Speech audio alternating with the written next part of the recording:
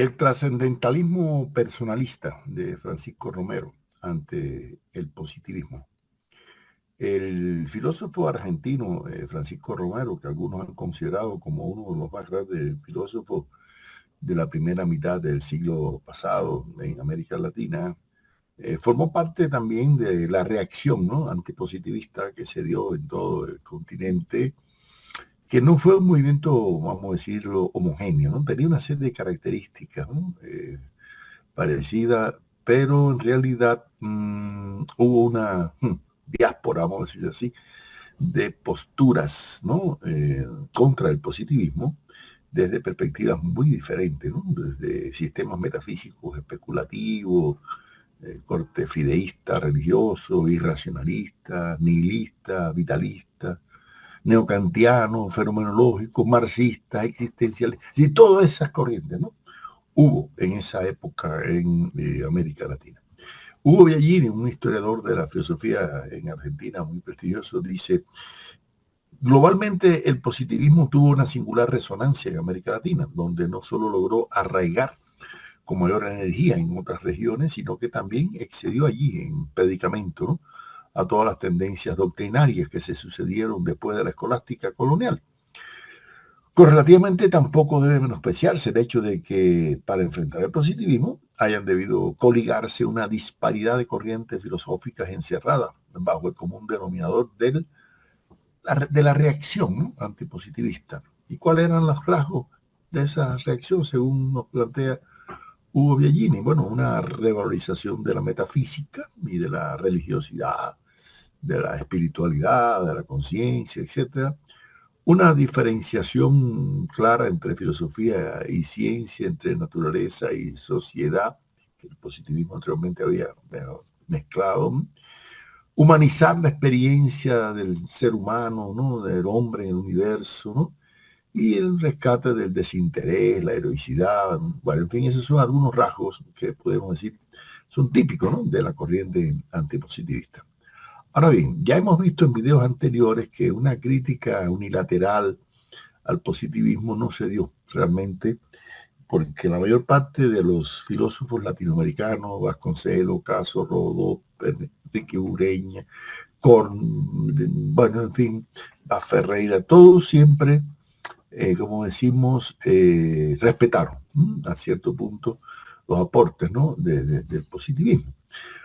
Pero también, bueno, le criticaron algo que es válido, ¿no? El positivismo había querido, ¿no?, simplificar la explicación de la correlación entre el objeto y el sujeto en el proceso cognitivo de una forma muy empirista, muy aferrada a los datos, ¿no?, y además sobre bases muy determinísticas, muy mecanicistas, biologista, fisiologista, ¿no? Entonces, frente a esas formas de reduccionismo epistemológico que hemos estudiado en nuestro libro ¿Para qué sirve la epistemología a un investigador y a un profesor?, y que también está en algunos de los videos de este canal, el movimiento antipositivista va a hacer una crítica, ¿no?, a ese reduccionismo, ¿no?, y va a enfrentar toda una serie de posturas mecanicistas, ¿no?, típicas, ¿no?, del positivismo. Y como una especie como una personalidad que va a tenerse un destacado papel en esa labor, está Francisco Romero, que aunque nació en Sevilla en 1820, toda su vida intelectual, incluso sus estudios lo hace en Argentina, es un argentino prácticamente, ¿no? Incluso se forma bajo la influencia de José Ingeniero, que ya lo vimos, y de Alejandro Kohl, ¿no? De manera que se forma bajo la influencia de un positivista como ingeniero y de un neocantiano, ¿no?, como Alejandro Kohl. Kohl lo admiró mucho, ¿no? Y en 1925 dijo Kohl a su alumno Francisco Romero: siempre sigo con atención sus artículos filosóficos. En su género son lo más serio que se publica entre nosotros. Se distinguen tanto por el acopio de la información como por la mesura crítica. Fíjate, que el maestro reconozca en él, ¿no?, pues esos elementos ya es importante. Ya era un filósofo reconocido en la década del 20, ¿no?, del siglo pasado. Por eso, por ejemplo, Alfredo Carrillo, que ha estudiado la filosofía en América Latina y que escribió un magnífico libro que para mí me cambió la vida, porque yo estudiaba en Alemania cuando iba a hacer mi doctorado en filosofía clásica alemana, y el libro de Carrillo me orientó hacia los estudios de filosofía en América Latina. Carrillo dice en su libro Cito, es un pensador profundo cuyas obras revelan un amplio conocimiento de la problemática contemporánea y una fuerza de originalidad y visión crítica que le sitúa entre los más eminentes filósofos de América Latina. No poco consideran a Romero como la primera figura de la filosofía latinoamericana actual. Eso lo está diciendo en los años 50 del siglo pasado. Otro historiador de la filosofía del mexicano, Francisco Larroyo, dice que hasta su muerte en 1962 fue el filósofo más destacado en estas tierras de los años 40, ¿no? Y otro que estudia también la filosofía, Luis Recasén Siches, dice este español de los transterrados, Romero es un filósofo situado muy en la línea de lo que pudiéramos llamar el pensamiento protagonista de nuestro tiempo. Su obra es, en no pequeña parte, original y creadora, ¿no? O sea, que ven cuántas valoraciones hacen, ¿no?, sobre la obra pero es que realmente es importante. Él dejó más de 30 libros, ¿no? Entre ellos, Lociones y nociones de teoría del conocimiento, año 38, Filosofía de la persona, en el año 38 también, que vamos a ver, la persona es una tema central, ¿no? Un libro de filosofía contemporánea, historia de filosofía, papeles de una filosofía, filósofos y problemas, ideas y figuras, trascendencia y valor. Es decir, una cantidad de obras filosóficas, ¿no? Hasta el año 59 estuvo publicando El hombre y la cultura en la historia de la filosofía.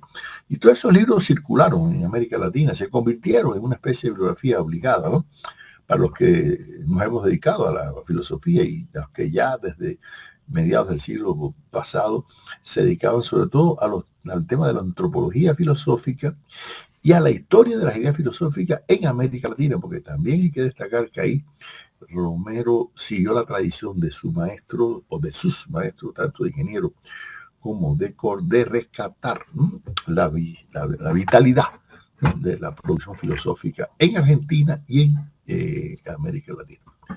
Ahora, hay un rasgo que Ferrater Mora, este español también transterrado, un autor de magnífico diccionario de filosofía, decía que en Romero un rasgo constante de su pensamiento es la idea de la filosofía como problema. Esa palabra de problema, la filosofía como algo problemático, algo que estimula el debate, la crítica, ¿no? Entonces, también Sánchez Reulet dice que estaba convencido de que para Romero la filosofía tenía una finalidad constructiva, pero en el sentido problemático, ¿no? Y sobre todo, según Romero, y cito ahora a Romero, la filosofía, desde cierto respecto, es sencillamente la conciencia de la cultura o la cultura humana pensándose a sí misma. Eso es una cita interesante, ¿no? La relación, la filosofía como expresión superior, ¿no?, de la cultura y de una filosofía que se vincula mucho al concepto de libertad. De nuevo vemos el tema de la libertad, que ya lo vimos en Kohn, lo vimos en todos los filósofos de esta generación, ¿no? En la libertad, ¿no? Es el caso de Luis Eduardo Nieto Arteta, que vimos en el video anterior, es esencial, ¿no? O sea que para Romero la libertad es el sentido y la consigna de la historia, ¿no? Ahora, en otro momento él dice, cito, si este es el sentido profundo de la cultura y si la filosofía es la autoconciencia de la cultura, queda dicho que la filosofía es inseparable de la libertad y aún uno de sus máximos instrumentos. No se puede imaginar la filosofía sin libertad, porque es un puro contrasentido, un pensamiento que obedezca a mandamientos extraños y deba plegarse a otros fines que la indagación libérrima de la verdad. Un pensamiento así no será filosofía, ni buena ni mala, sino un instrumento enderezado a un fin técnico y que hipócritamente se vale del prestigio de la filosofía auténtica. Autónoma por esencia, uno de cuyos derechos es el de equivocarse, pero siempre de buena fe y por su propia cuenta. Fin de la cita. Aquí aparece un término que es importante en la filosofía de Romero y que él parece lo toma de Heidegger, el tema de la autenticidad, ¿no? Una filosofía auténtica. Fíjense que no existe en filosofía original, ¿no? No es tanto originalidad como autenticidad. Yo creo que ese concepto es importante porque él lo va incluso a definir posteriormente, ¿no? Ahora, él dice que la filosofía no es autosuficiente, ¿no? O sea, la filosofía tiene constantemente que alimentarse de la realidad, del mundo, ¿no? pero también de las otras formas del saber, de otras prácticas del hombre, no solamente, ¿no?, de la ciencia, del arte, de la religión, ¿no? Entonces, cito, la manera de concebir el avance filosófico como determinado por sus propias leyes, según normas y fines derivados de su peculiaridad y naturaleza, y corriendo por el encierro de su propio cauce, han sido diversas en los últimos tiempos, pero probablemente yerran todas en lo fundamental, en considerar a la filosofía como un mundo que se basta a sí mismo. Fin de la cita. ¿Ven? O sea, que hay una crítica muy acertada, a mi juicio, de Romero, que la filosofía no puede ser un ente aislado del mundo, de la realidad, algo que como a veces criticamos en uno de nuestros trabajos hace unos años, llamábamos tendencia hermenéutica de algunas posturas de la filosofía. Yo no digo a la hermenéutica como método, yo digo que tendencia hermenéutica en el sentido a reducir la filosofía como qué dijo Heidegger cuando dijo qué, y dedicarse a todo una especie, es una filosofía, es filología, ¿no? Es una filosofía que se aísla del mundo, de la sociedad, de los problemas políticos, jurídicos, sociales, antropológicos del mundo en que vive el filósofo. Eso no es filosofía. Y por eso Romero destaca el efecto social y cultural que tiene la filosofía, ¿no? A no verla como una actividad de torre de marfil del filósofo, aislado del mundo, no, sino que para él la filosofía siempre está articulada, ¿no?, a la sociedad en que se vive. Él decía, cito, las condiciones objetivas y exteriores que determinan o fomentan la aparición de las ideas filosóficas y al mismo tiempo les atribuyen ubicación y les aseguran vigencia, parecen ser ante todo las ideas dominantes en el presente y el pasado inmediato y la concepción del mundo, ¿no? Es decir, que el filósofo parte de las ideas más recientes de la sociedad en que vive y del mundo histórico real, ¿no?, más reciente, ¿no? Y por eso es necesario reconstruir la filosofía. ¿Y cuál es la filosofía que le antecede a Romero? El positivismo. Y por eso él va a tomar una actitud bastante honesta, bastante seria, ¿no?, con relación al positivismo, la cual él inicialmente, como muy joven, también se formó. Según él, cito, el positivismo es, tras el intervalo romántico, una pasajera restauración del siglo XVIII. No una mera restauración, sin duda, porque intervienen elementos nuevos, poderosos recursos, que enriquecen y otorgan nueva vitalidad al legado de la Ilustración y prometen copiosas cosechas a corto plazo. Hasta ahí, ¿no? Pero, ¿qué quieres tú decir? Él ve el positivismo como una continuidad de la Ilustración, y eso es cierto, del racionalismo, ¿no?, ilustrado, ¿no?, pero que tiene nuevos ingredientes en el siglo XIX, ¿no?, porque la Ilustración básicamente será de finales del XVIII, principios ¿no?, del XIX. Y además porque se va a nutrir más de las ciencias y sobre todo de las matemáticas, ¿no? Y sobre todo, por eso él destaca en Comte. Dice, Comte es acaso el primer pensador que intenta una lógica de lo social. Fin de la cita. Y eso es importante porque Comte uno genera el término de sociología o una física social. Quiere decir que Comte quería que la sociedad se estudiara también científicamente, ¿no? Y yo creo que, según Romero, y yo coincido con eso, Comte da un paso importante, ¿no?, en una comprensión, ¿no?, de las relaciones sociales, en un vínculo, a partir, claro, de una visión biologicista, ¿no?, y tal vez un poco, pero intentando comprender la sociedad con leyes de la biología. Y es lo que después se va a organizar como darwinismo social, ¿no?, sobre todo en la segunda, ¿no?, mitad del siglo XIX. O sea, yo creo que el darwinismo social ya de corte spenceriano, ¿no?, independientemente de que es una forma de reduccionismo, ¿no?, simplificador de la complejidad del mundo social y además con consecuencias que en algunos casos dio lugar a posturas racistas, no siempre así, ¿no? Pero indudablemente es un precoz intento de comprensión sistémica, holista, incluso materialista, porque parte de la biología, del mundo de la vida, ¿no?, como una totalidad dinámica, integralmente dialéctica. Eso es importante destacarlo en ese darwinismo social. Yo no me refiero al darwinismo social de Nietzsche o de Grunpowitz, Gobineau, de estos ultra reaccionarios, no, racistas, ¿no? Por eso, para Romero, en cierta medida, Eh, el positivismo, dice él, que alcanzó dimensiones grandes, ¿no? ¿Por qué? Porque primero, por alguna razón, tuvo tanto prestigio en el siglo XIX, ¿no? Y no solamente en América Latina, en Europa, en el mundo, ¿no? Y además se reprodujo en Asia. Yo recuerdo cuando estuve en Japón en el año 2001, me impresionó. Akiro Fukusawa, un filósofo, bueno, los japoneses llamaban el Spencer japonés.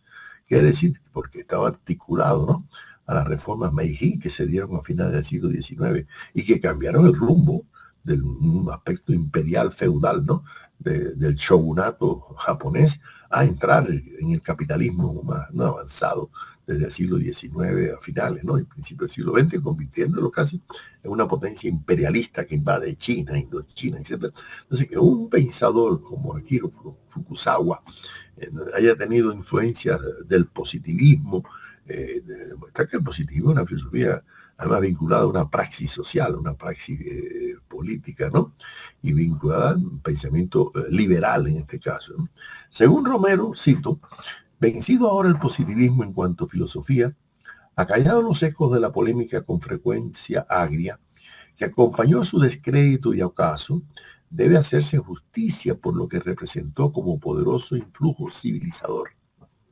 La historia de nuestros países no podrá comprenderse sin los impulsos que en la preparación de la independencia y en los primeros años de la vida autónoma recibieron de la Ilustración y sin el aporte positivista del siglo XIX. No se puede entender, ¿no? El positivismo significó una aurora renovadora y realista que barrió muchos resabios del pasado colonial y que contribuyó a llevar a Iberoamérica al nivel de la modernidad.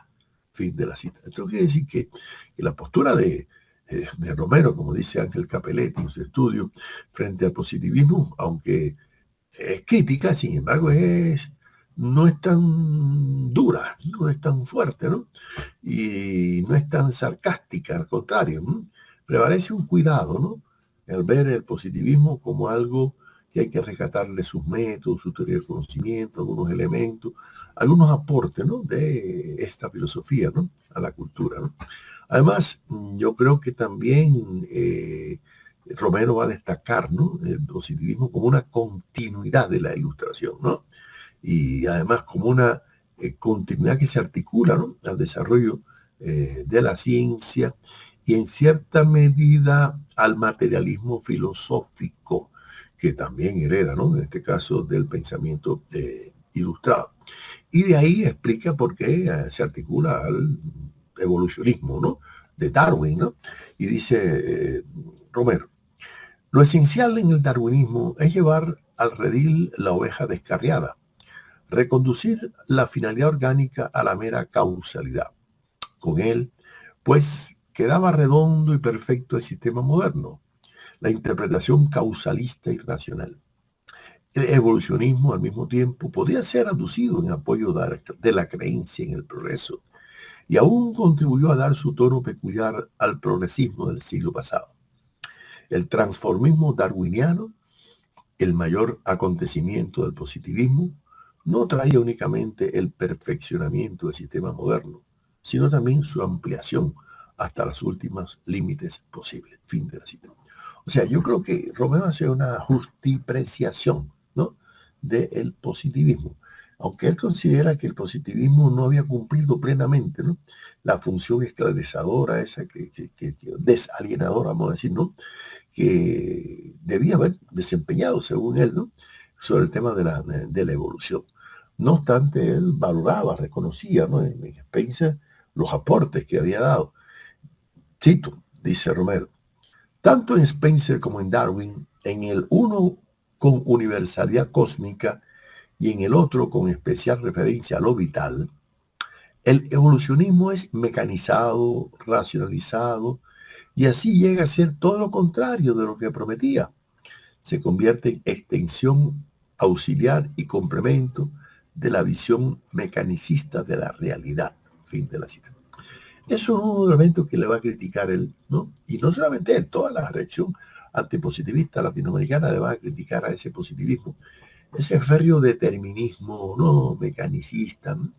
Y por eso, como que considera que el positivismo no da una explicación holista integral de la condición humana, de esa contradictoria condición humana. Empieza por el tema, sobre todo, de no apreciar el aspecto axiológico, el aspecto de los valores, ¿no? De los aspectos de la emotividad, de la voluntad, de la apreciación, ¿no?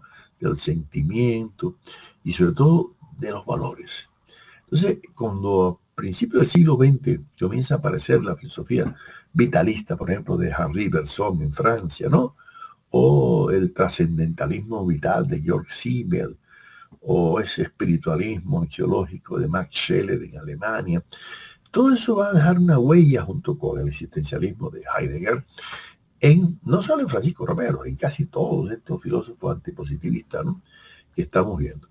Yo creo que la generación antipositivista latinoamericana de la primera mitad del siglo XX se caracterizaría por enfrentarse, ¿no?, primero a los elementos materialistas vergonzantes, ¿no?, que había en muchos positivistas. Digo vergonzante porque llegaban a posturas materialistas, pero no querían romper del todo con la religión, no querían ser identificados como materialistas, ¿no? Y entonces se mantenían incluso tratando de rescatar el espiritualismo, ¿no?, la metafísica, ¿no?, y la reivindicación de un neoidealismo, como decía Rodó, ¿no?, o de un idealismo renovado, ¿no? Por eso decía Romero, con retrasos, desvíos y acaso hasta anticipaciones, la marcha histórica efectiva concuerda en general con la marcha de las ideas, con sus grandes líneas y nudos por lo menos. Es decir, él establece una relación entre el mundo real y el mundo ideal, y a la larga Romero postula ideas totalmente idealistas al pensar un poco al estilo hegeliano, ¿no?, de que las ideas son lo determinante, ¿no?, en la historia de la humanidad, ¿no? Y por eso su pensamiento, claro, toma una distancia muy grande, ¿no?, en este caso, de cualquier postura de corte materialista. Ahora, hay una cosa que llama la atención, y es que Francisco Romero, al valorar el positivismo, dice que sí, el positivismo tuvo alguna trascendencia en la vida social, en la vida política, ¿no?, latinoamericana, pero no tanto como el marxismo. Y no es que él se identifique con el marxismo, pero sí reconoce, ¿no?, una serie de valores, ¿no?, en la filosofía marxista, entendida como materialismo histórico, que luego vamos a estudiar en videos próximos, ¿no? Según él, escuchen, decía Romero, ciertamente que el positivismo aplicó diversas claves para comprender la historia y la cultura, todas ellas acordes con su espíritu, pero ninguna mostró la energía y las posibilidades del evolucionismo.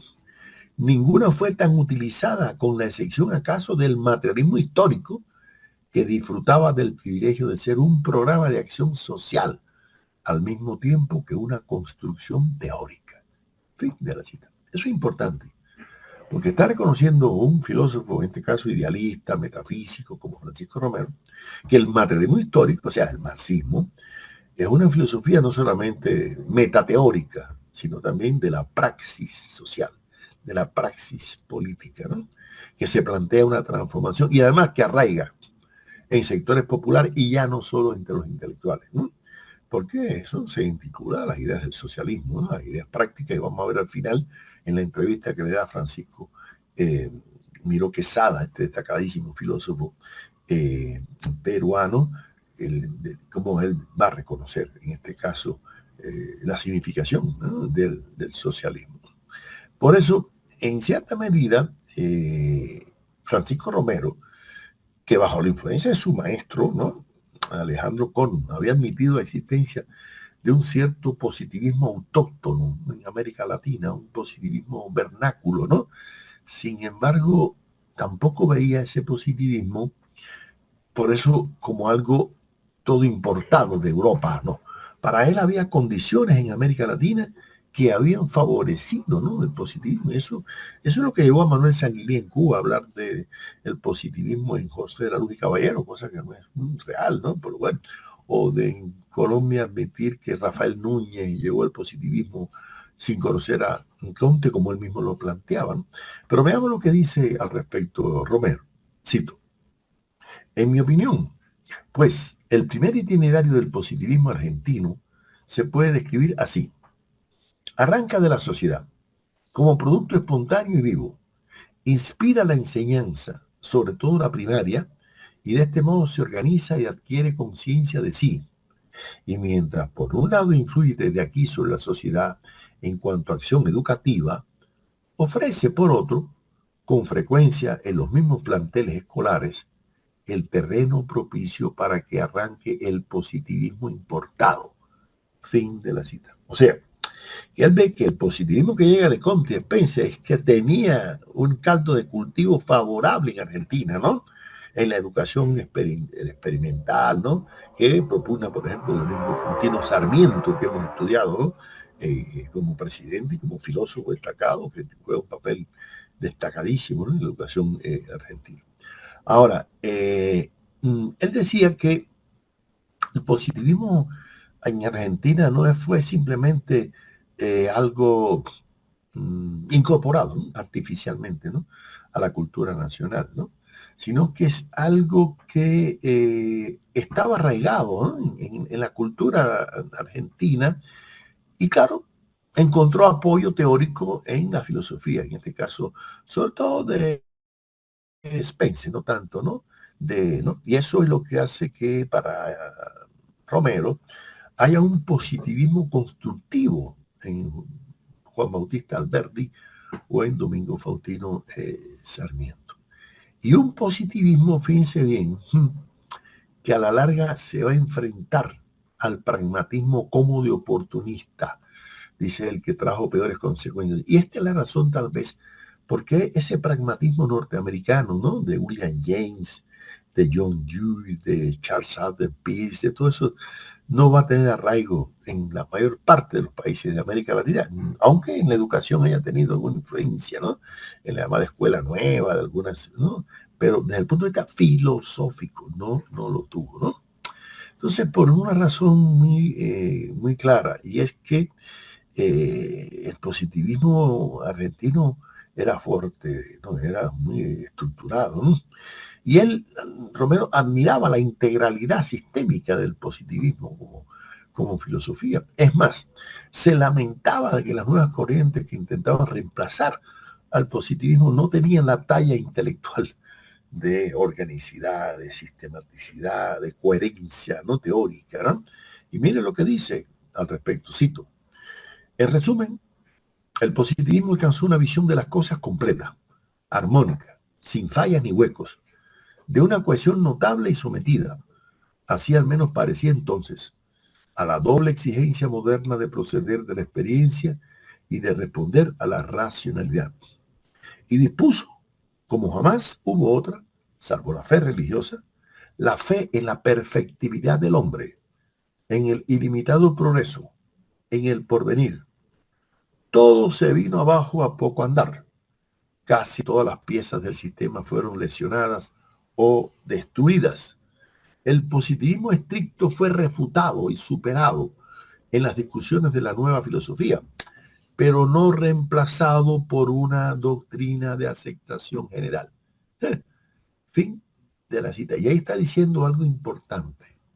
Es decir, el positivismo era tan cohesionado, tan estructurado, ¿no?, que fue un movimiento intelectual, científico, educativo, jurídico, político, ¿no?, que impregnó toda la vida latinoamericana de final del siglo XIX, ¿no? Pero fíjense que las corrientes que lo van a reemplazar no se articulan coherentemente, como lo hizo el positivismo. Y por eso lo decíamos al inicio, ¿no?, de este video. Aparecen posturas vitalistas, neoliberalistas, fenomenológicas, existencialistas, marxistas, neotomistas, de todo, ¿no? Hay una amalgama de posturas, todos atacando el positivismo, pero ninguno se va a convertir en una filosofía que domine básicamente la vida intelectual latinoamericana, ¿no?, en la primera mitad del siglo XX. Y por eso dice Romero, cito: tras el positivismo, la restauración filosófica se emprendió a fines del siglo XIX con la consigna del retorno a Kant, por reconocer en él una ejemplar postura metódica, adecuada para eludir los contrapuestos errores del exceso especulativo y de la supeditación del saber filosófico al científico, que se atribuían respectivamente al idealismo y al positivismo. Fin de la cita. Es decir, que él vio, y eso es cierto, ¿no?, que el neocantismo que allá en Alemania con Georg Simmel, con Ricker, con Winkelmann, ¿no?, y que acá en América Latina con su maestro, ¿no?, Alejandro Kolb, intentaba suplantar, superar, criticar. Bueno, era una filosofía que no caía en ese cientificismo, ¿no?, del positivismo, y además bastante orgánica la filosofía de Kant, pero tampoco realmente logra el neocantismo, ¿no?, superar, en este caso, a la filosofía positivista en su integralidad. Y cito de nuevo Romero: los grandes pensadores alemanes, sucesores de Kant, el idealismo alemán, creyeron poder escapar a la interdicción kantiana y levantaron impotentes sistemas metafísicos, cuya osadía fue uno de los motivos que acarrearon la reacción positivista en cuanto a anhelo de una filosofía sólidamente anclada en las comprobaciones de las ciencias. Vencido el positivismo, la restauración filosófica no pudo desentenderse de la desconfianza hacia una especulación metafísica aventurada, y los intentos por aclarar los enigmas del conocimiento reclamaron por un lapso el puesto de preferencia que había ocupado ante los sistemas de idealismo y a continuación las sistematizaciones científicas del positivismo. Hasta ahí la cita. ¿Qué quiero decir? Bueno, que ninguna de los sistemas especulativos, ni el kantismo, ni el neohegelianismo, ni la filosofía incluso vitalista que estaba tomando fuerza con Nietzsche, etcétera, va a reemplazar así, con toda la fuerza, ¿no?, que tuvo el positivismo kantiano, spenceriano, en la mayor parte de los países latinoamericanos en la segunda mitad del siglo, ¿no?, XIX.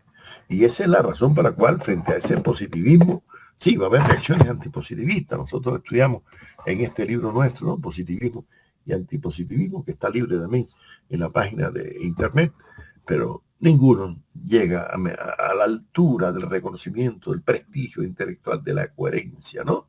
Entonces, por eso es que, según Romero, el positivismo le otorga carta de naturaleza a la filosofía en América Latina, pero hay una cosa que sí llama un poco la atención, y es que Romero, bueno, va a destacar todo el espíritu científico que estimula, ¿no?, el positivismo, pero como que el positivismo con la ciencia no podía explicar todo, ¿no?, la integralidad de lo humano. Pues la antropología filosófica de Romero empieza a encontrar, por ejemplo, en el vitalismo de José Ortega y Gasset, que visita Argentina en dos ocasiones, por ejemplo, el año 14, 16 del siglo pasado, ¿no? Y empieza Romero a sentir admiración, ¿no?, por ese circunstancialismo, ¿no?, y por esa visión vitalista, ¿no?, de Ortega y Gasset. Aún siendo así, Romero valora mucho a los filósofos de corte positivista, y sobre todo al cubano Enrique José Varona, ¿no? Y le dedica a Varona un buen estudio. Y dice de Varona: lo único que la filosofía actual discrepa del positivismo ochocentista, y por lo tanto de ese ilustre representante del positivismo en América, Enrique José Varona, es en la noción de experiencia limitada en los positivistas a la zona de lo sensible, y con manifiesta predilección dentro de lo sensible por lo corporal, mientras que el pensamiento posterior prefiere más una ancha y compleja noción de lo experiencial.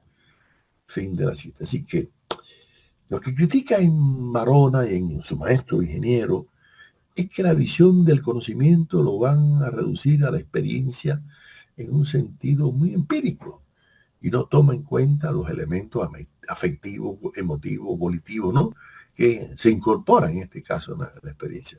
Claro, esa fue una de las críticas más usuales, ¿no?, se le dio al positivismo en cuanto a la relación objeto-sujeto, ¿no?, en el proceso del conocimiento, y a tener una adecuada comprensión de la complejidad de la percepción humana de la realidad, porque el ser humano, cuando recibe la realidad, no la refleja como un espejo.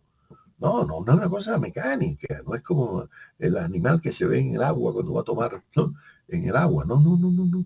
La percepción humana es integral, es holista, está cargada de afectos, de aspectos emotivos, volitivos, ¿no?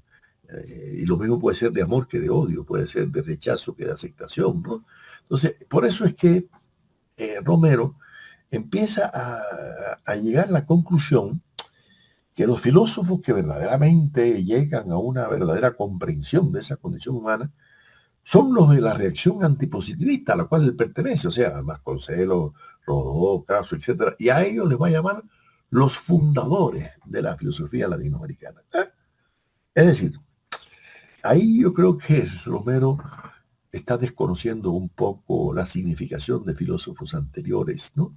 Incluso no solamente del siglo XIX, del XVIII, del XVII, una Sor Juana Inés de la Cruz, un Andrés Bello, un José Daúl Caballero, tantos filósofos que hemos visto, ¿no? De mucho antes de la reacción o del auge del positivismo. Porque él decía que anteriormente las filosofías en América Latina habían sido sistemas cerrados, ¿no? Como el caso del positivismo. Y ahora se abría una época de filosofía de sistemas abiertos, ¿no? Entonces, para él, esos sistemas abiertos eran los que incorporaban la axiología, ¿no? Las ideas de Max Scheler, de Nicolai Hartmann, pero sobre todo a una mejor comprensión de la persona humana. Por eso la filosofía de Romero va a tener una vinculación muy personalista y va a diferenciar muy bien, y eso está bien, entre individuo y persona, porque los individuos pueden ser animales, los animales también tienen individualidad, pero no personas, ¿no? Entonces, decía Romero, cito, lo peor es que con el individuo suele sacrificarse la persona, instancia superior a cualquier otra, porque desde ella ocurre la proyección hacia el valor. Fin de la cita. O sea, el valor solamente se puede percibir por una persona, no por un individuo. El individuo es una cosa más biológica. La persona es algo psíquica, social, intelectual, ética, estética, artística, religiosa, ¿no? Con otra perspectiva, ¿no? Entonces, por eso es que él considera que en el siglo XX se ha producido una revolución filosófica con el tema axiológico, ¿no? Pero además, porque se va a superar ese hiperracionalismo positivista, ¿no? Y eso es lo que da lugar a que él estimule una cierta postura antiintelectualista, antirracionalista, y por eso se va a identificar lógicamente en cierta medida con la fenomenología, ¿no? Y con el existencialismo, sobre todo de Heidegger, de Jasper y de Sartre. Porque además Romero es un hombre muy bien informado y muy políglota, leía directamente los originales de esto, ¿no? Y entonces empiezan sus simpatías por una filosofía de corte fenomenológico primero, luego de corte existencialista, pero asentada en el tema de la persona. Por eso Arturo Ardao, este historiador también de la filosofía latinoamericana, el uruguayo Ardao, dice, toda la concepción del hombre de Francisco Romero tiene por supuesto una metafísica ordenada por la idea de trascendencia, en la particular manera en que enuncia y maneja a esta idea de un constante desenvolvimiento intrínseco de la realidad, que lleva a todo ente a sobrepasarse a sí mismo, a salirse fuera de sí, pero en el marco siempre de la experiencia concreta. Idea, pues, ajena a la de trascendencia en el sentido teológico metafísico tradicional. Equivale, en cambio, o por lo menos afín, a la relativamente reciente de emergencia en el seno de la inmanencia empírica. Fin de la cita. ¿Qué quiere esto decir? No es que Romero vaya a plantear la trascendencia en el sentido religioso, no es el problema de, aunque él es un hombre creyente, ¿no? Sino que no va a haber, la trascendencia es la acción humana que trasciende el acto, que trasciende lo empírico, que trasciende lo que se puede observar, que trasciende el mecanicismo, el materialismo, el individualismo propio, ¿no? Porque esa es otra cosa. Para Romero, el individuo humano es persona cuando se va a enfrentar a los totalitarismos. ¿Y a quién se está refiriendo? a los que él conoció en vida, el fascismo y el estalinismo, que para él eran los dos totalitarismos, ¿no? Entonces, él plantea la relación que debe existir entre la persona con el valor, que es lo axiológico, y cito, la unidad del ser y el valor se nos ofrece como identidad del principio ontológico esencial y de aquello que determina y recibe el valor, manteniéndose empero la distinción entre las dos caras del todo, la faz entitativa y la faz valiosa, lo que es y su validez. La unificación sucede sobre todo en el espíritu, instancia que la trascendencia libre de cualquier traba se afirma omnímoda. En el espíritu, el principio ontológico positivo no solo celebra su triunfo y llega a su culminación, sino que se vuelve sobre sí mismo, se busca en el mundo, en las dispares manifestaciones de la realidad espiritual y no espiritual, asocia conscientemente a ellas en cuanto con él participan en un mismo ser. Fin de la cita. Aquí está claramente destilada, ¿no?, la postura idealista de Romero. Ahora, no deja de tener cierta razón en el sentido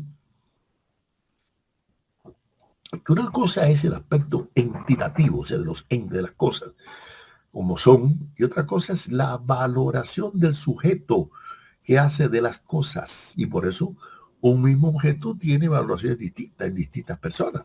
A unas personas les agrada algo y otras no. Y ese es el aspecto espiritual de la cognición de la realidad. Por eso no comparte las tesis positivistas de que todo se puede reducir a un aspecto simplemente físico, ¿no? Y cito de nuevo a Romero. La serie cuerpo físico, ser vivo, psique, espíritu, muestra un crecimiento del trascender. Y este crecimiento llega al máximo posible en el espíritu. Lo físico, lo vivo, lo psíquico, lo espiritual, son como etapas en la trascendencia, cada una superior a la que les precede. Y en la última, el trascender se hace total, absoluto. La escala de los entes es, pues, jerárquica, desde el punto de vista del trascender, y desemboca en un escalón que no puede ser superado. El trascender se realiza a costa de la inmanencia. El ingrediente positivo de la realidad es, pues, la trascendencia.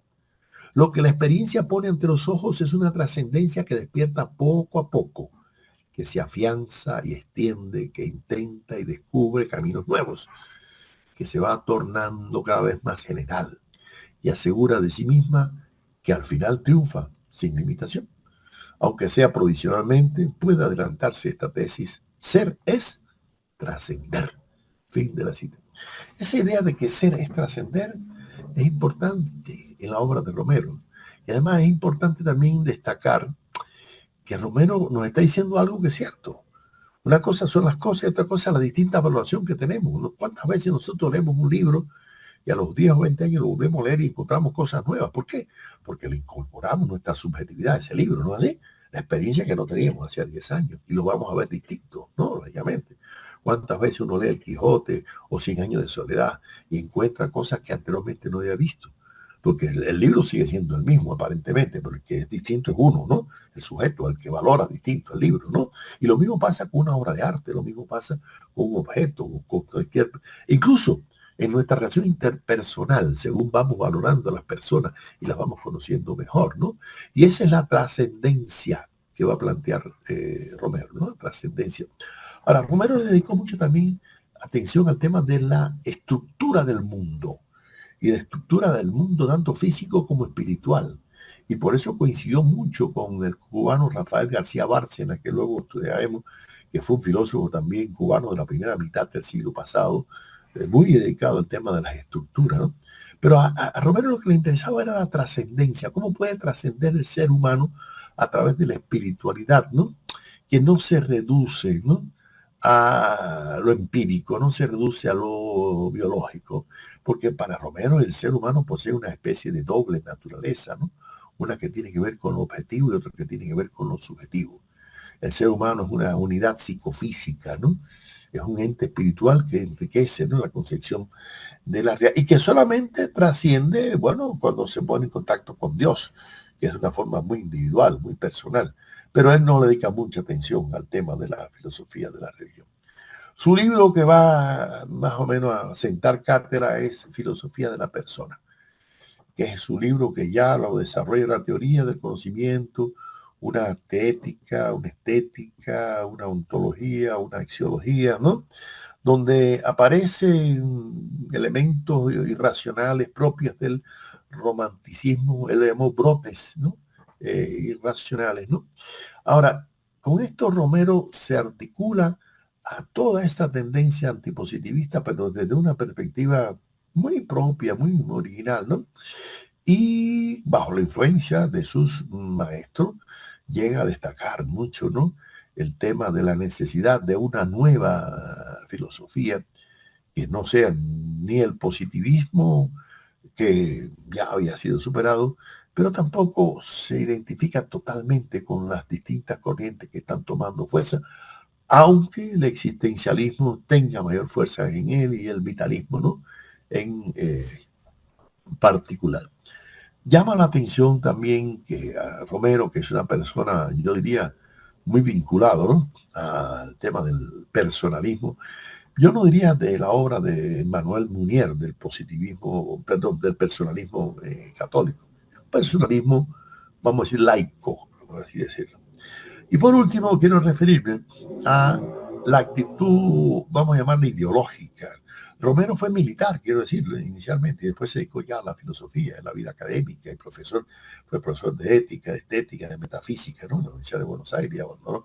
Pero hay una cosa que llama la atención, y es que siendo un hombre de ideas liberales, democráticas, tuvo una actitud muy comprensiva, primero del marxismo como filosofía, del materialismo histórico, y luego del socialismo, que no identificó, por supuesto, ni con el nacionalsocialismo de Hitler, ni con el socialismo stalinista. Francisco Miró Quesada, con el cual tuve la oportunidad de compartir en varias ocasiones, y en algún momento hablaré de él, este destacado filósofo peruano que llegó a ser presidente de la Sociedad Mundial de Estudios Filosóficos, lo entrevistó en los años 50, ¿no? Y le hizo una pregunta sobre el socialismo, qué opinaba él del socialismo. Y miren lo que dijo Romero. Para mí el socialismo auténtico tiene que ser humanista, puesto que se trata de una concepción política que reclama y proclama la realización de la plenitud humana. El socialismo no es el vulgar estatismo que existe en los países comunistas. No creo, por supuesto, que el marxismo en sí sea totalitario. Lo totalitario es la forma como lo están aplicando los que pretenden ser los únicos representantes del socialismo. Fin de la cita. Qué importante esa idea, ¿no? Para Romero, el capitalismo no sería la solución para América Latina, pero tampoco el socialismo real soviético. Yo creo que ahí vaticinó algo que después lamentablemente observamos, ¿no? Realmente la destrucción del proyecto socialista. Yo creo, para terminar, que la filosofía de Romero se puede caracterizar, bueno, como un trascendentalismo personalista que dentro de la antropología filosófica contemporánea intentó una mejor comprensión de la condición humana, de sus proporciones, de sus alcances, ¿no? Y además superando el positivismo, pero justipreciando el positivismo. O sea, para Romero, en este caso, comprendió bien algo que coincide en casi toda esta generación antipositivista. Y es que se puede uno estar identificado o no con el positivismo. Lo único que no se puede ignorar es la significación que tuvo el positivismo y aún mantiene en cierta medida en la producción filosófica, pero también en el pensamiento educativo, en el pensamiento político, jurídico latinoamericano.